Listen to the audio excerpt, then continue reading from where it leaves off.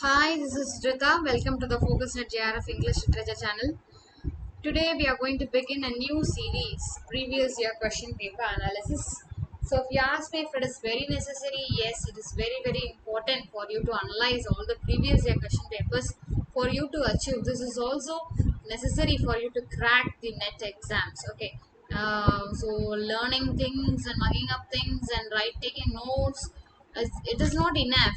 You have to check yourself how much you have prepared, how far you have prepared, so that you can do with solving the previous year question papers. Okay, so many have the doubt to how to analyze a paper, a previous year paper. So I'm going to tell you how to do it in this video, and then here I'm going to analyze June 2010. Okay, June 2000 paper, and this is the paper 2. Earlier we had three papers, so paper 1, paper 2 and paper 3.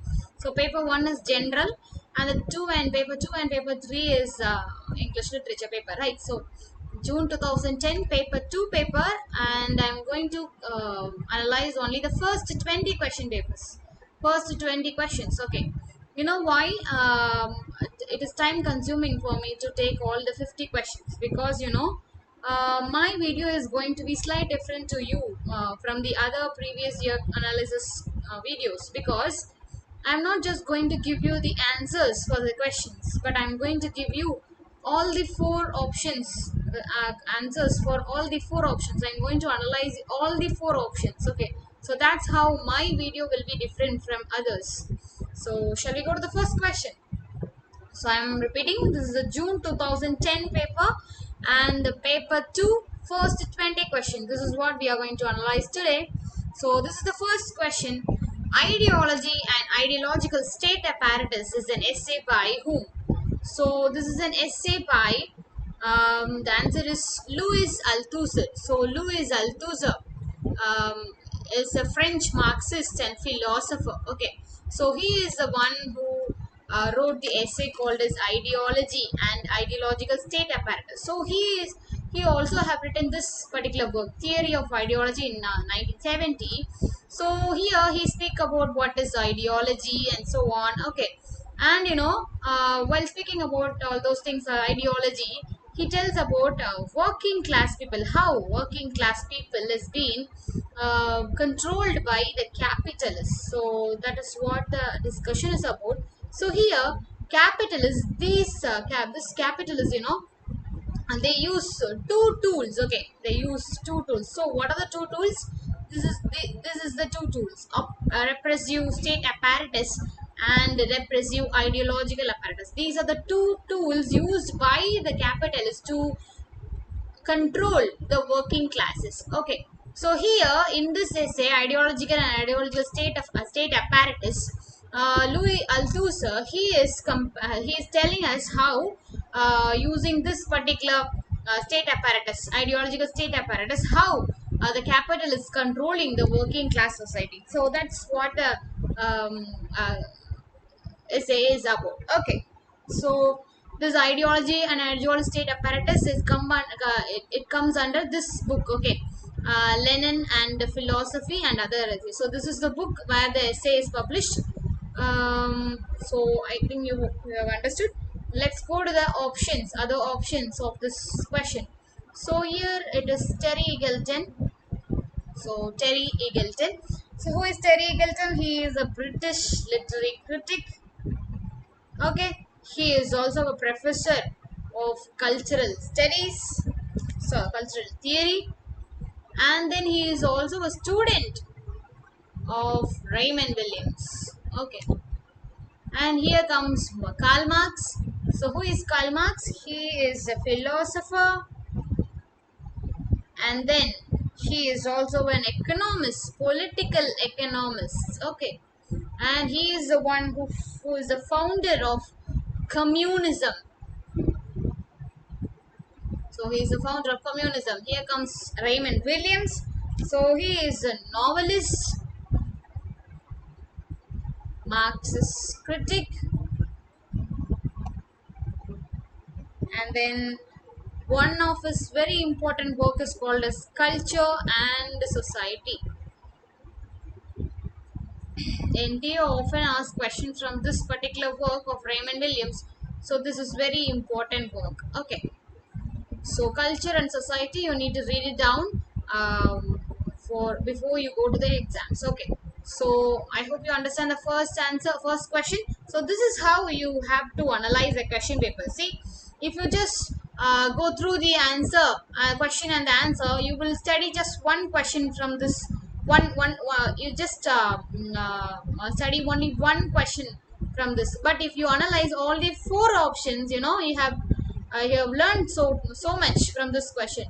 Now, if you just looking for the question and the answer, you will just know that ideology of ideological state apparatus is written by Louis Althusser. That's all. But if you go through all the four options, then you can study three more writers here, three more critics here, right? So this is how you have to analyze a paper. So if you analyze one single paper, you can you can touch all the vast syllabus of English literature. Okay, shall we go to the next question?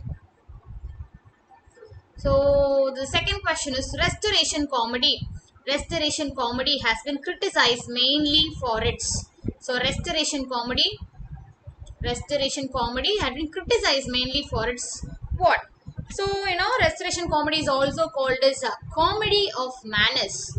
You must need to know all these things. Okay, so restoration comedy is also known as comedy of manners. So this happened during the restoration period, definitely. So the restoration period is from 1660 to 1710. Okay, so during this period, the writers, they were using sexually explicit language. Okay, sexually explicit language. And Charles II, who was ruling during this time from 1660 to 1685, he also encouraged the people the writers who use sexually explicit language. Okay, so their main theme, it is about marriage.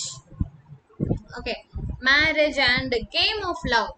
So this is what their main theme is. They use sexually explicit language. Okay, so that is why the restoration dramas is considered to be immoral, and that's why it is criticized as indecency and permissiveness. So this is the answer. Okay, indecency and permissiveness. So that is why they are criticizing the restoration comedy, uh, which is very indecent because they use sexually explicit language, they speak about game of love, all those things. Okay, now let's see the options. Excessive wit and humor. Which period do you think is associated with excessive wit and humor? Definitely it is Elizabethan age. Okay, Elizabethan age can be considered to be the works of Elizabethan age can be considered contain excessive wit and humor. Okay, so the second option, which is satire and cynicism, it's definitely the 18th century, age of Pope, right? Age of Pope, Henry Fielding, and all those people, they always give satires and they cynic about others' work, right? So, bitter and satire is for 18th century. And the last option, superficial and reflection of society, definitely the modern age. So the modern writers, they reflects the societies, the modern society during the modern age, right? So that's why this particular thing is associated with the modern age. Understood? Shall we go to the next question? Who among the following wrote a book with the title Age of Reason? Okay, so this is the title Age of Reason. So who wrote this particular book? So the answer is Thomas Paine. Okay, so this is the answer.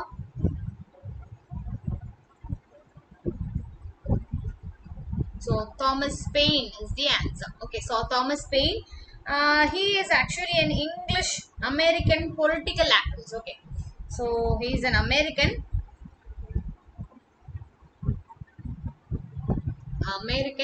political activist. So he is a political activist. And then Age of Reason. This was published in 1790s. Okay, 1790. So this is actually a pamphlet. Okay, this is actually a pamphlet. So he wrote this particular pamphlet. Thomas Paine wrote this particular pamphlet to attack, okay, to attack on Christian religion, to attack on the Christianity. Okay, that's why he wrote this pamphlet. He here argues, okay, so what does he says in Age of Reason? He here argues that God is existent. Okay, he believes that there is God, but then he has doubt in the Bible, because it's not written by God, but it's just an interpretation. Okay, interpretation of so many people have interpreted Bible so far. So the original is Hebrew language, and we have so many, we have it in so many other language, but it's people's interpretation. So we don't know. So he is actually no, he's not believing in Bible. Okay, because Bible is all about myth and miracle. Okay, so Thomas Paine is telling that myth and miracle is not possible because you are not God. And I believe that God is existing, but then I have doubt in Bible. So that's what he speaks about in Age of Reason. Okay, shall we go to the first writer, the options? William Godwin. So William Godwin, he is a journalist, English journalist. Okay, he is a journalist, and then he is a political philosopher. Okay, political philosopher, and then he is also a novelist. Okay, so he who is Edmund Burke here, he is an Irish economist and philosopher. Okay, so Edward Gibbon here. Edward Gibbon is an historian. Sorry, historian, and he is also a member of parliament. He was also elected as a member of a parliament of parliament. Okay, okay, and there is one important work of this Edward Gibbon, the history of the decline and fall of Roman Empire. So this is his important work. Please go through it when you are reading Edward Gibbon. Okay, shall we go to the next question? Chaucer's Parliament of Fowls is in parts. So, Parliament of Fowls is about what? What is it about? So, we have to choose from these options. So, the answer is, it is Chaucer's Parliament of Fowls is a beast fable. Okay, it is a beast fable, as well as it is a debate. About Parliament of Fowls, if you see, uh, it is about so the setting is that it is a Valentine's Day. Okay, so this is Valentine's Day, and there is a coronation. Okay, coronation of birds. Coronation of birds is happening, a festival happening before the god of nature. So all kind of birds uh, are gathered in front of god of nature, okay, in the temple of Venus. So they are gathering in the temple of Venus before god of nature, and they are having a coronation of birds. Okay, sorry, not coronation, I'm sorry, it's congregation of birds. Okay, so congregation of birds, and what are they doing in the congregation? They are selecting their pairs. Okay, they are selecting their pairs. So here there is three male eagle. Okay, three male eagle is there, and then there is one female eagle. One female eagle,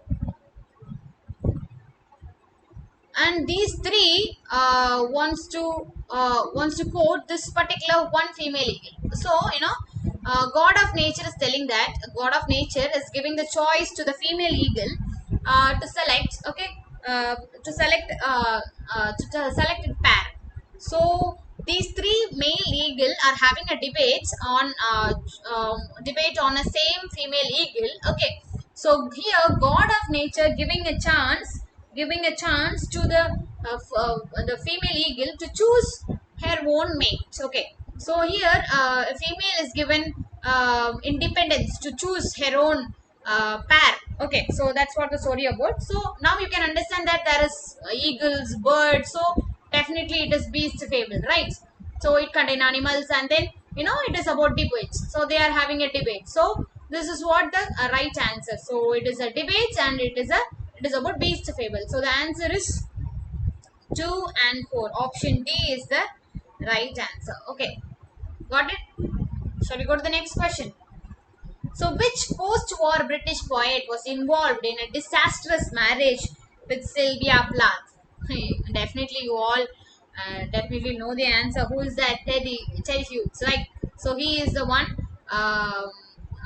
husband of Sylvia Plath, but they were married during June 16, okay, June 16, 1956. They were married, and this Ted Hughes, he had an affair with Asia Will, Asia Wevel, and they were divorced. These two people, Sylvia Plath and Ted Hughes, they divorced on July 1962. Okay, and before divorce, Sylvia Plath, she had attempted to commit suicide so many times, attempted suicide so many times. She attempted to end her life so many times, but even after the divorce, she was not happy, and Ted Hughes was not good to her. He was always beating, and she had so many miscarriage because of those beatings, so she took her life. Okay, so disastrous marriage. Their marriage is considered to be disastrous. Now we have Philip Larkin here. Philip Larkin. So first, Philip Larkin, English poets, novelist, and he is also a librarian. We have works of him, so many works. Okay, let's see about other uh, choices. Steve Smith. We have Steve Smith here. Who is Steve Smith? He is also an English poet, and he is also a novelist. Okay, here we have Geoffrey Hill. Who is he? He is also an English poet and writer, and he is also a professor of English. Okay, so hope you understand the question. Shall we go to the next one? So the sixth question is Tennyson's Ulysses is what? What kind of poem it is? Okay. So what kind of poem? So the answer is it is a poem. It is a dramatic monologue. It is a dramatic monologue, and then it is a poem expressing the need for going forward and braving the struggle of life. So this is what about Tennyson's Ulysses. So it is published in the year 1842. Okay, published in the collection of poetry. Okay, this is published in the collection of poetry, and it is based on Greek mythology. Ulysses is based on Greek mythology. Okay, it's a dramatic monologue, I already told you. So you need to know this particular line. Okay, this particular famous line from Ulysses, the last lines of Ulysses. Okay, you need to know these lines to understand why this option is right. Okay, so what is the last lines of Ulysses? To strive, to seek, to find, and not not to yield. So this is the last famous line of Ulysses. Okay, to strive, to seek, to find, and not to yield. Okay, so this particular poem, it is based on the, and that is why we are telling that poem. This poem expressed the need for going forward. Ulysses, he is very old. and then but then he wants to strive something, he wants to seek something from the from his voyages. So that is why Ulysses is dramatic monologue. So because we have so many monologues which is spoken by the protagonist, okay. And this is also express the need for going forward and braving the struggle for life. We have to struggle with the life, and we have to get on with our we have to struggle with our problems, and we have to get on with our life, okay. So that is why these two options are the right one. So some of the information about Ulysses, it is based on one of his close friends, okay. Arthur Hallam. There is some author, Henry Hallam. So this is the friend of Tennyson. So he passed away. Okay, he passed away, and for his death of his close friend, he wrote this poem. Okay, Ulysses. Okay, well, shall we go to the next question? Okay, the verse form of Byron, Child Herald was influenced by whom? So the answer is Spenser, because it is written in Spenserian stanza. Okay, it is written in Spenserian stanza. What is Spenserian stanza? The rhyme pattern is AB, AB, BC, BCC. So this is the rhyme pattern, and this is how Child Herald was written. Okay, and this particular Child Herald poem, it is a long narrative poem. It is a long narrative poem, and then it is dedicated to Lanthe. Dedicated to Lanthe. Okay. So here, child, child means it does not resemble the child we know. Child means it is a title. Okay, it is a title given to an young noble, who is not yet knighted. Okay, who is not yet knighted. So this particular person is called as child. Okay, so this child herald, he is going on an he is disillusioned, okay, with his aimless life. He is considering his life to be aimless, okay. So he seeks a distraction. So he is going for voyages to foreign lands, okay. So that's what the poem is, that's what the poem is about, okay. Here we have Milton. So Milton, blank. He always use the blank verse. So associated with the question, I'm going to tell you the options. What kind of verse they use? Okay. So for Milton, he used blank verse. Okay. So Paradise Lost. That's a great example, which is written in blank verse. And blank verse, he is not the first one to use blank verse. We have Gorboduc. It's the first work which is written in blank verse. Okay. So first play written in blank verse. So this is written in 1561, and then Milton also used blank verse to write his plays. Okay. Then we have Shakespeare here. We have Shakespeare. He also used blank verse. Okay. And his sonnets, his sonnets of 14 lines. 14 lines with the couplets. Yes. Then we have Pope here, Alexander Pope. He used heroic couplets. Okay, he used heroic couplets. Okay.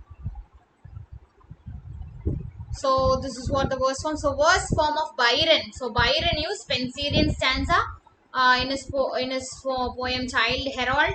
Okay, so child is the name given to a young noble who is not yet knighted. It's a long narrative poem. And Milton, he always used blank verse, as well as Shakespeare also used blank verse. And Pope, he used heroic couplets. Okay, shall we go to the next question? The term theatre of cruelty was coined by. Good question.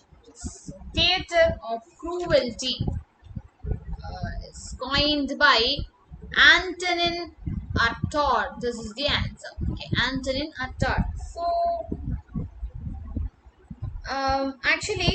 it is originally developed by the Theatre of Cruelty. Okay, Theatre of Cruelty is originally developed by Henri Becquet. He is a French playwright. Okay, but it was not successful. But then after 50 years, okay, after 50 years, here comes our Antonin Artaud. He contributed to this genre. He contributed to this genre. Okay, genre in his work called as the theater, and its double, and its double. So this is a work written in 1938. So Antonin Artaud. So the Theatre of Cruelty was originally coined by Henri Becquet. Okay, originally developed by Henri Becquet. The Theatre of Cruelty, not the term, but the characteristic of the term was first developed by Henri Becquet. He is a French playwright. Okay, it's a technique used in a play. So the term was given. The term Theatre of Cruelty was given by Antonin Artaud. So in his work, The Theatre and its Double. So this is the work we can find the term Theatre of Cruelty. Okay. So you need to know who are the other people who are associated with this Theatre of Cruelty. I'll give you some examples. You have Samuel Beckett, people who you know very well, Samuel Beckett. Then you have Harold Pinter. You know him very well, right? He also associated with Theatre of Cruelty. And you have Edward Bond. Okay? All these people associated with Theatre of Cruelty. Okay, what is Theatre of Cruelty actually? So, the Theatre of Cruelty main aim is it is to shock the audience. Okay, it will shock the audience through its gesture. Okay, so through its gesture, image, sound, and lighting. So through these techniques, the playwrights wants to shock the audience. So this kind of technique is used by the playwrights, and that is why it is called a theater of cruelty. It doesn't mean people are killing in the stage, and that is why it is called cruelty. No, it does not mean that. The gesture, cruel gestures, image, sound, and lighting, the red lights. When something is going on, when someone is angry, the lighting will be red. So through those things, the playwrights are making the audience shocked. Okay, so that is why it is called a theatre of cruelty, and it is coined by Antonin Artaud. So let's go to the other options. Robert Preston. So he is an American theatrical critic. Okay, American theatrical critic. So he is as a producer, writer, educator. Okay, he is also a producer, writer. Okay, who's the next one? Augusto Boal. Augusto Boal is a Brazilian theater practitioner. Okay, he's from Brazil, and then he is also a drama theorist. Okay, drama theorist. And a very important thing is that he found the theater of the oppressed. What did he found? Theater of the oppressed. We got here Theatre of Cruelty, coined by Antonin Artaud. Augusto Boal, he founded Theatre of the Oppressed. Now, what is Theatre of the Oppressed? In 1974, So what is theater of oppress means? It will create, okay, it will create a situation. The playwright will create a situation that there is an oppressor and an oppressed person. Okay, so they will make the audience act and react. So you know, commonly in a play only the actors will be doing their dialogues, and they will they will do their part, right? So in the theater of oppress, it is like interaction with the audience. So they'll give you, the playwrights, the actors will give the audience a situation, and they will see how the audience reacts, and what action do they take in such situations. So you know, this empower the people in decision making process. So that is what the theater of oppress is about. Okay, so next we have Luigi Pirandello. Who is he? He is an Italian dramatist, novelist, poet, short story writer. Okay, he got a Nobel Prize in 1934. This is to be noted down. Okay, Nobel Prize in 1934. Okay, so shall we go to the next question? Which among the following novels is not written by Margaret Atwood? So what is the answer? Stone Angel. See how they have confused us. We have two Margarets, right? Margaret Lawrence and Margaret Atwood. So they have given you, they have confusing you with their work. So Stone Angel is not the work of Atwood, but the work of Margaret Lawrence, right? Yes, it is about Margaret Lawrence. So she is also Canadian. Margaret Atwood is also Canadian. Both the Margarets are from Canadian writer. Okay. So this particular Stone Angel was published in 1964. You even have film adaptation. Okay. And then this is one of the five novels.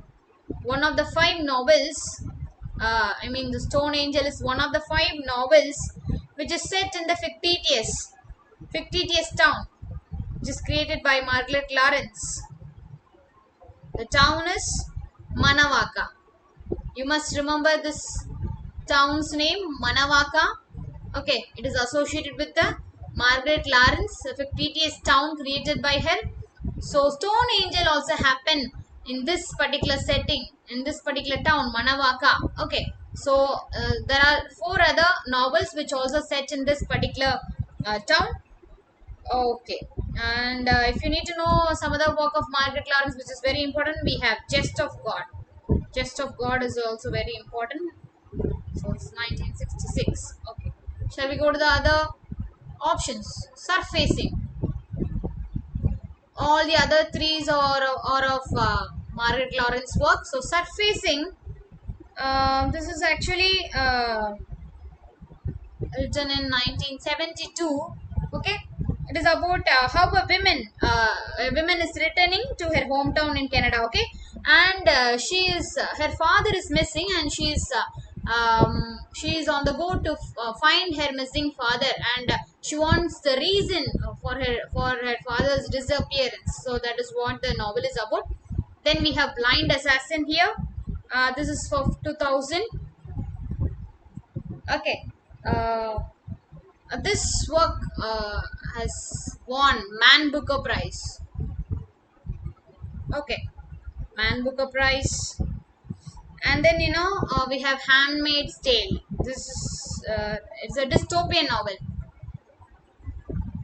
It is a Handmaid's Tale is a dystopian novel, and it also got Commonwealth Writers Prize. Okay, it was nominated for Booker Prize, but it was not achieved. But it has got Commonwealth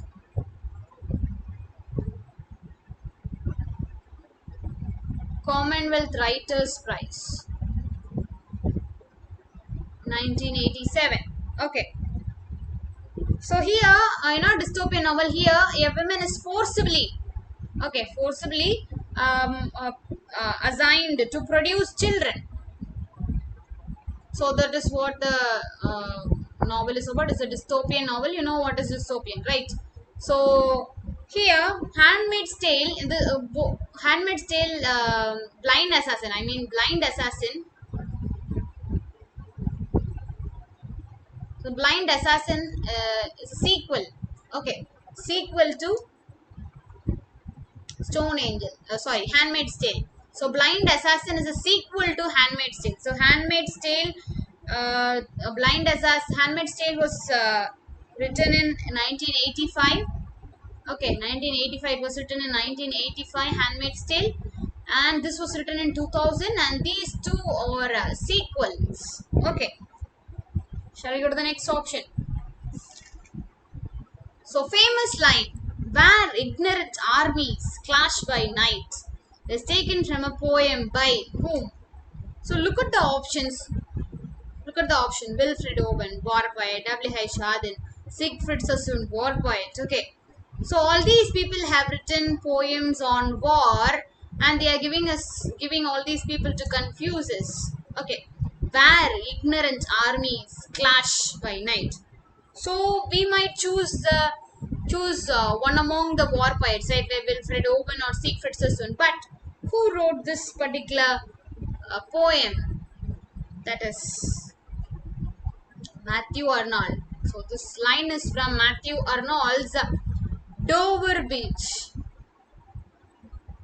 Okay, this is about this is the last line actually. It's the last line from Dover Beach, where ignorant armies clash by night. That's how the poem ends. So it is a lyric poem. It is in the collection of new poems. So the collection in which it is composed is called as new poems. Okay. So it is written during the poet's honeymoon.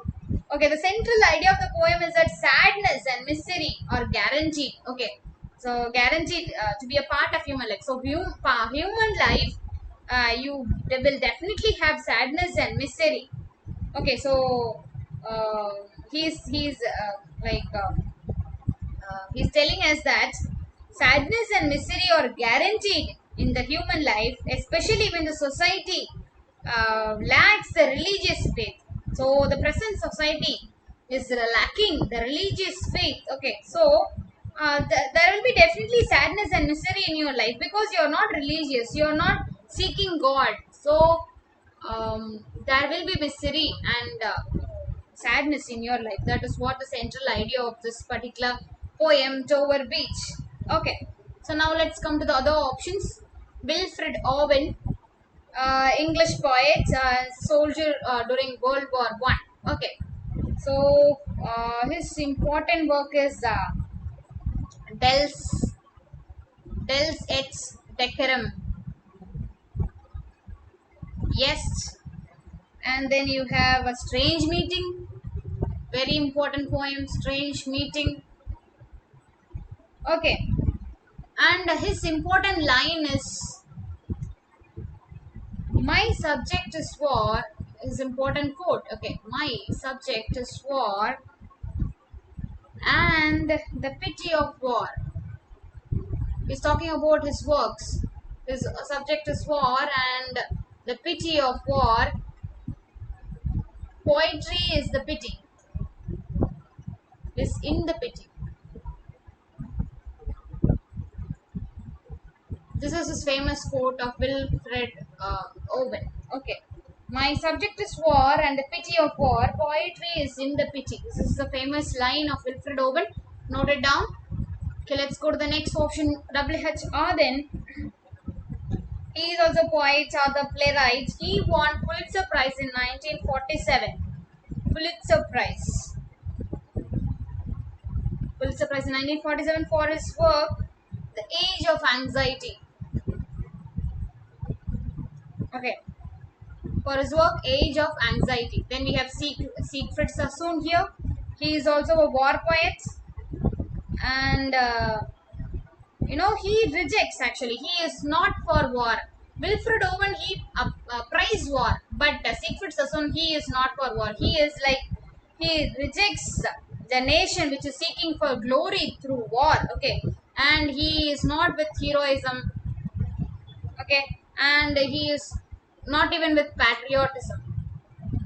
Because of patriotism, people are fighting and they are killing other countries' people. So he is not with war. Okay, that's a kind of person is secret. So his important poem is counterattack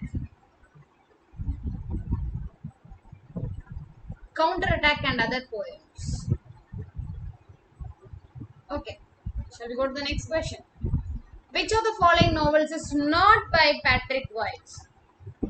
Okay, which of the following novels is not by Patrick White? So, Vivisector, Tree of Man, Was, all these three are of Patrick White's. The Oscar and Lucinda is not Patrick White's. Okay, so whose work is this? Oscar and Lucinda is Peter Carey's. Peter Carey. Okay, so he is also an Australian writer. He is an Australian writer. He won Booker Prize in 1988. So this particular book, Oscar and Lucinda, won Booker Prize in 1988. Okay. So in 1989, this particular work called Miles Franklin Award. Miles Franklin Award. And then it is also shortlisted for Best of the Booker. Okay, shortlisted for Best of the Booker.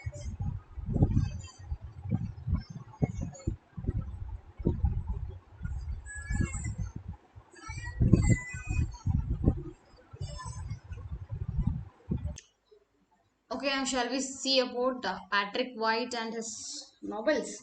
So Patrick White here,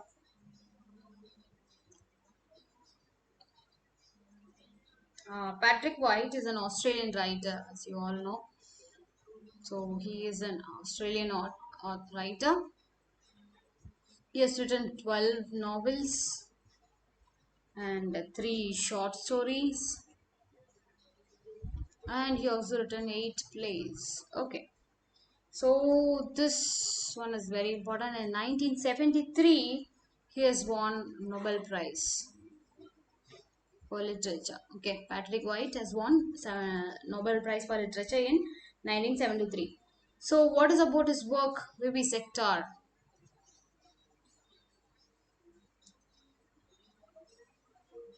Okay, the Vivisector.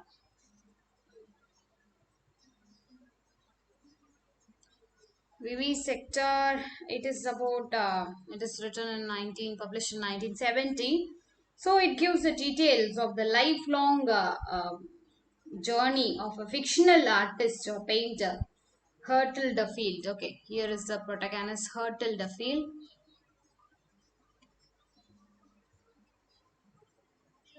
So, protagonist is Hertel Duffield.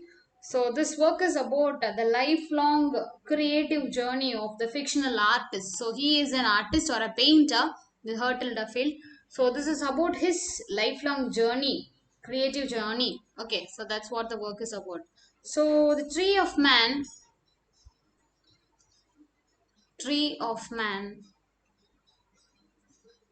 This is published in 1955. Okay, so this is a domestic drama. Okay, it is about a domestic drama. It is about lives of Parker family and the changing fortunes over many decades. So there is a Parker farm family in this work. So how the people uh, life changes. So that is what the work is about. Tree of Man. And then we have famous was published in 1957. So this is based upon the life of the 19th century Russian explorer and naturalist Ludwig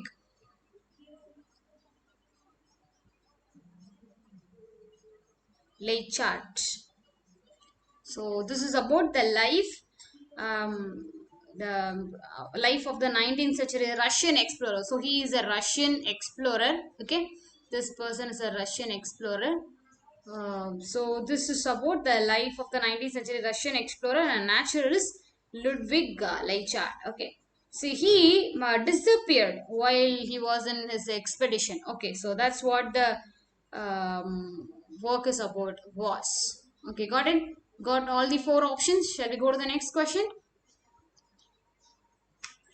In his 1817 review of Coleridge Biographia Literaria, given by Francis Jeffrey, grouped the following poets together as the Lake School of Poets. So, who are these Lake School of Poets? So, the answer is Wordsworth, Coleridge, and Shelley. Southey. So, these are the three people who are called as lake poets. By whom? By Francis Jeffrey. So Francis Jeffrey is the person who grouped these three people as Lake School of Poets. Okay. So why they were called as lake poets? Why they were called as lake poets? Because they all lived in the Lake District. Lake District. They live in Lake District. Okay. So this was given name, the Lake Poets is given by Francis Jeffrey in Edinburgh Review. In Edinburgh Review. So this Edinburgh Review is actually a magazine. Okay, this is actually a magazine. So in this magazine, this Francis Jeffrey, he is one of the critic. So he is not the only critic. He is one of the critic of this Edinburgh Review. So in this review, when Coleridge Biographia Literaria was published, he is giving a review on Coleridge Biographia Literaria in this magazine. And he is grouping all these three poets to be lake poets. Okay, so that's when they were called as lake poets. Here we have Keats. And the options we have Keats. He is a romantic poet from second generation, and he is from Margate. Okay, Keats is from Margate. Margate is the place. So these people from Lake District, right? So Keats is from Margate. Then we have Byron. He is from London. And we also have Blake. He is also from London. So only these three people are from Lake District, and that is why they are grouped to be Lake Poets. Okay, shall we go to the next question? So the lines moments of unaging intellect occurs in Yeats's which poem? So the answer is Sailing to Byzantium. Okay, Sailing to Byzantium. This is the poem where we can find this line, the moments of unaging intellect. Okay, so about Sailing to Byzantium is a lyric poem. Okay, Sailing to Byzantium is a lyric poem published in 1928 in a work called as The Tower. So this is the compilation work where we can find Sailing to Byzantium poem. Okay, so this poem is about spiritual voyage to a land where the poet's soul can attain the eternity. So poets want to attain eternity. So he wants to go to the place called as Byzantium, and he is traveling to Byzantium. So that is what the poem is about. So if you see Byzantium poem, this one. So Byzantium, this is a sequel to Sailing to Byzantium. Here he has reached Byzantium and he is speaking about what he sees in Byzantium town. So that's what this poem is about. Here we have another among school children. This work it is also compiled in That Tower. Okay, this work is also compiled in That Tower. And then it reflects on old age, youth. Okay, so among school children, he is reflecting on old age. So age is reflecting on old age, youth, beauty, and the change that has come over years. So that is what he is speaking about in among school children. So circus animal desertion, this is about this is actually uh, this is present in the last poems. Okay, so this circus animals desertion can be seen in this composition last poems, which is published in 1939. So here the speaker is searching desperately for a theme. Okay, so this poem is about that. So he is searching for a theme to write a poem, but he is not getting anything. He's not getting any kind of inspiration. Okay, he's not getting inspiration. He's telling that when he was like in his prime time, he gets inspiration easily, but now as he is old, he is not getting any inspiration. So he's comparing it with the circus animals. So when the animals are in the circus, when animals were very young, they would do good. It would be very nice to see the animals doing the circus, but when it becomes old, it will be of the animals will be of no use in the circus because they can't do any kind of stunts. That is how he's comparing him with the circus animals. So that's what the poem is about. Got it? Shall we go to the next? Samuel Butler's Airborne is an example of. Look at the heading. Airborne is an example of. The answer is utopian literature. So this is actually utopian literature. Okay. So why, if you see Airborne,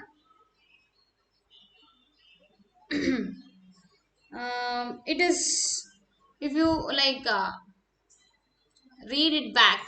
Okay. Airborne. If you read it back now, no where, this is how it sounds. Okay, airborne, nowhere, this is how it sounds. Okay, so now this is called as utopian literature. It comes under utopian literature because it foreshadowed the collapse of, okay, it foreshadow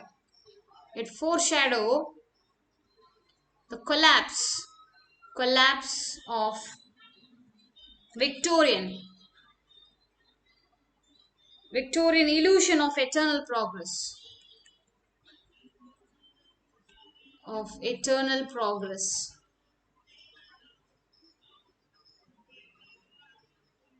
So this particular work, it foreshadowed the collapse of Victorian illusion for eternal progress. Okay, so Victorian age is being the people are illusioning that they will attain eternal progress, but they were not. They are not going to attain it because of the thing that is happening in the society. That is why he is foreshadowing those things. What is going to happen to the Victorian society? So this is why it is called as utopian literature. Okay. So you know about feminist literature, right? Which contain feminism. That is what called as feminist literature. Then war literature. It is about something. Work is about war. Then it is war literature. Feminine literature. When the people writes about feminine, Irish feminine, all those things. Then it is called as feminine literature. Okay. Shall we go to the next question? Muriel Spark has written a dystopian novel, which is called as. So, what is the dystopian novel written by Muriel Spark? The answer is she has written a dystopian novel. The novel's name is The Prime of Miss Jean Brodie. This is a very important work. You have to look into this work. Okay. So, Prime of Miss Jean Brodie is the work, is a dystopian novel by Muriel Spark. So, it is written in 1961 and it is come under comedy of manners. I already told you, no, comedy of manners. So it is post-war British fiction. Okay, and it is inspired by Sparks teacher. So one of the Sparks teacher called Christine K. Here in Prime of Miss Jean Brodie, Miss Jean is the teacher here. Okay, so this teacher was inspired by Sparks teacher Christine K. So if you see about Muriel Spark, she is a British novelist, a short story writer, poet, essays. Okay, she's actually Scottish. Okay, so the notable works of her is Prime of Miss Jean Brodie. Then you have Memento Mori. Okay, so let's see about other novels in the options. Memento Mori. This is written in 1959. The Memento Mori. The title is not English. Okay, the meaning in English is Remember, you must die. Remember, you must die. This is what the title means. Memento mori means remember, you must die. Throughout the novel, the protagonist as well as her relatives, they get a call, a mysterious call. Okay, so in the call, someone will be threatening them. So this is what the threatening line is. Remember, you must die, and the people in the novel are also dies mysteriously after getting this call, and that's what the novel is about. Then we have Robinson. Nothing much to be said about novels. Tell about novel Robinson. Okay, so just know that it is one of a novel, Robinson, and was published in 1958. So Ballad of Peckham Rye. This was published in 1960. So here there's a person called Douglas. Okay, Douglas. He moves to Peckham. So I'm talking about this plot. So he is moving to Peckham. Okay, he is moving to Peckham, which is in London, a town in London. Okay, he creating lot of confusion among the residents of Peckham. Okay, among the residents, and that is what the novel is about. Okay, shall we go to the next question? The epithet, a comic epic in prose is best applied to whom? So whom does a comic epic in prose applies?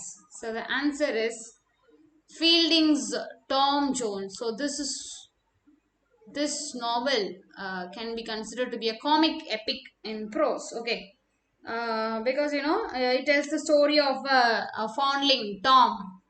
So it tells about his journey towards adulthood and marriage. How he's an orphan, right? He's a foundling. So how he attains adulthood and how he marries, all those things. So that is why it is a comic epic in prose. And then if you see about Richard's Pamela, Pamela is an epistolary novel. Epistolary novel. Okay. So it's of Philip Sidney's.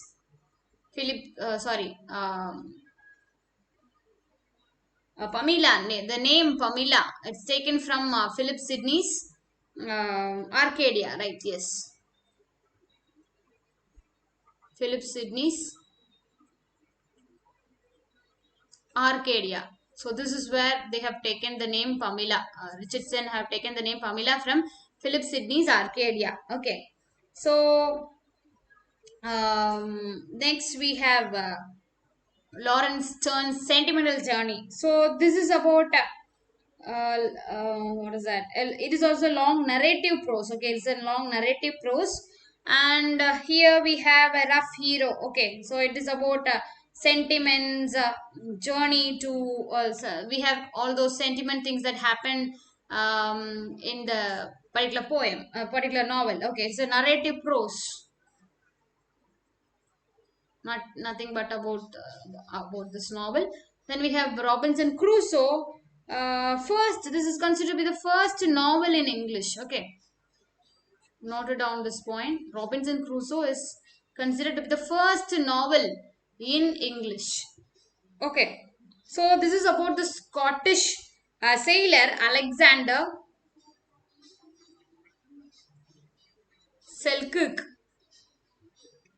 So this person also, as Robinson Crusoe goes to an island and he comes back later after many years. So the life experience of Alexander Selkirk was influenced in this work of Robinson Crusoe by Defoe.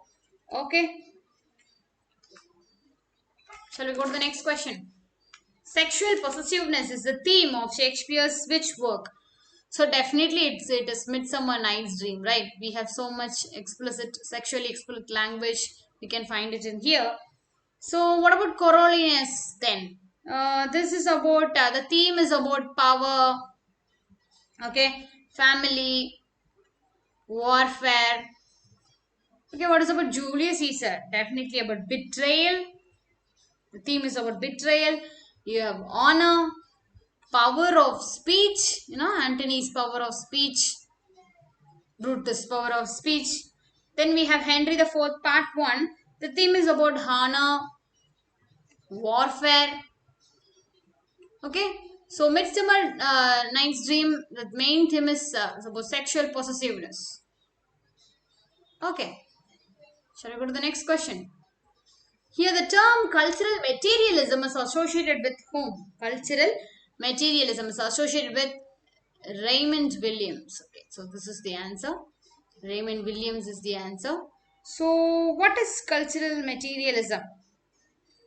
Actually, he coined this term.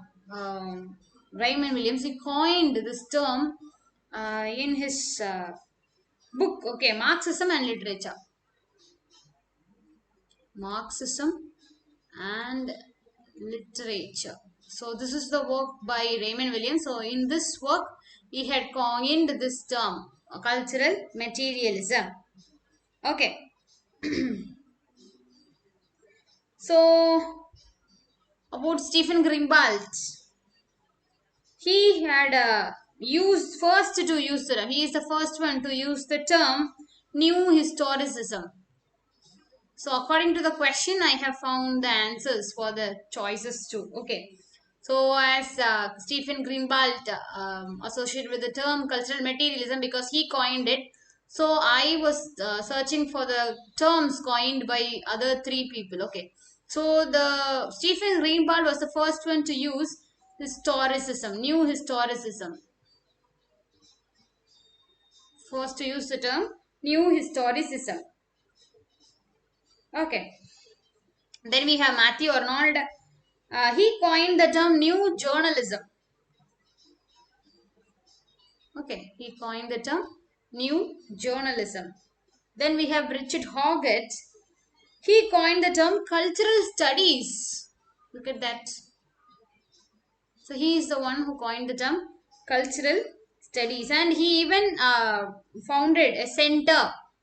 Okay, founded in his university, Birmingham University. He had even founded a department that is called Center of Contemporary Cultural Studies at Birmingham University in 1964.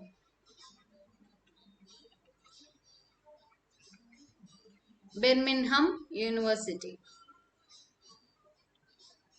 It is also called a CCCS. The department is called a CCCS, Center Contemporary Cultural Studies. Okay, so that's how the department is called. So he is the one who coined the term cultural studies. So term cultural materialism is coined by Raymond Williams. Stephen Greenblatt coined the term new historicism. Matthew Arnold coined the term new journalism. Richard Hoggett, cultural studies. Okay, shall we go to the next question? Which of the following author book pair is correctly matched? So we have to see which pair is correctly matched. Definitely we know Doris Lessing, Grass is Singing. This is the right pair. So this is the answer. Okay. So what about Under the Net? Under the Net is by Iris Murdoch. Okay, it is by Iris Murdoch. And we have Girls of Slender means this is by Muriel Spark. Okay, so this is by Muriel Spark. Then we have Lucky Jim, definitely Kingsley Amis, right? And there is Angus Wilson. He is an English novelist, short story writer. Okay, his important work is Anglo-Saxon attitudes, and then other work is the Middle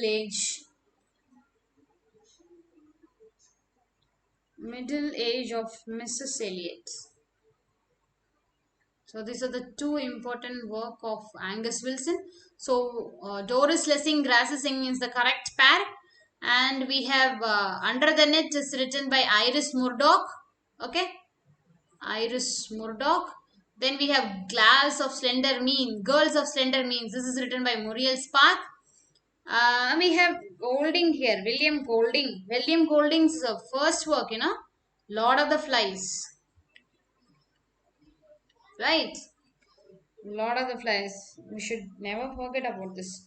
What is beauty about this choices, This is Under the Net. Okay. I'll tell you the beauty about this choices. Here, Under the Net is Iris Murdoch's first novel, debut novel, first novel. Okay. And here you see Lord of the Flies, William Golding's first novel. Look at that, how they have selected the choices.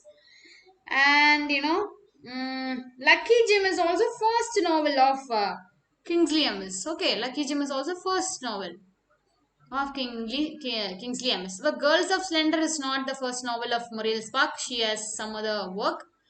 And here, Grass is Singing, This is also the first novel of Doris Lessing. Look how they have selected. They have not just given randomly the choices. Okay, so just check. So Muriel Spark, only Muriel Spark Girls of Slender Means is not the first work, but then the Under the Net is first work of Iris Murdoch. Okay, Lucky Jim the first work of Kingsley Amis. Grasses Lessing is the first novel of Doris Lessing, and William Golding's first novel is Lord of the Flies. Okay. So which is very important novel, right? Lord of the Flies. We need to study Lord of the Flies, so we get question from these novel nowadays. So and the Grasses Singing also very important. Lucky Jim is very important. Okay, shall we go to the next question? This is the last question we are going to see in the series. So who among the following is a Canadian critic? Very easy question. So who is the Canadian critic here? Not Through Fire is the Canadian critic here. So who are these three people? These three are actually English literary critic. Okay, English literary critics. So only Not Through Fire is Canadian. All others are English people. I.A. Riches, he is associated with New Criticism. And then we have F.L. Lewis. He founded Scrutiny, a kind of novel, journal. Scrutiny. He founded this journal of criticism.